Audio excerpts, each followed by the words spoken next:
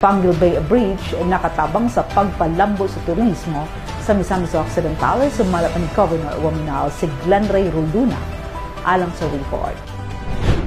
Ibutiyag ni Misamis Occidental Governor Henry S. Wominal atol sa 140th RDC Full Council meeting nga gipahigayon sa Aya Hotel and Residences, Clarin, Misamis Occidental ang pagtaas sa ihap sa turista nga misulod sa probinsya human sa pag-abli sa Panguil Bay Bridge datong September 27 ning nagpadayon nga tuig.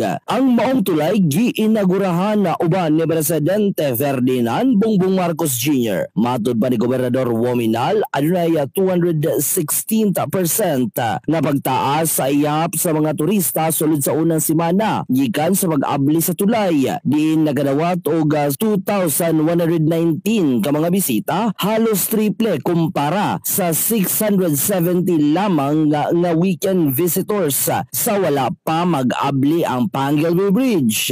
Ang tulay nagdugtong tali sa Misamis Occidental ug Lanao del Norte, nagdala og dakong kalambuan sa turismo ug ekonomiya sa duha ka mga probinsya ug rehiyon. Gipasalamatan ni Governor Wominal ang iyang mga kauban sa Regional Development Council kon RDC sa nasuporta ug kooperasyon alang sa maong proyekto. Daghang salamat sa iyong tabang sa pagpadayon sa maong mga inisyatibo alang sa kalambuan sa Misamis Occidental. Matud pa sa gobernador, ang Panguil Bay Bridge dili lamang usa ka infrastruktura, apan usa ka simbolo sa panagiusa og progreso alang sa tibuok rehiyon. Nagdala og oportunidad alang sa negosyo ug turismo ug pagpalambo sa kinabuhi sa mga katawhan sa Misamis Occidental. Kahibaluan nga Misamis Occidental ang mi-host atol sa ika-140th Regional Development Council RDC 10 Full Council meeting. Inubanan sa mga opisyal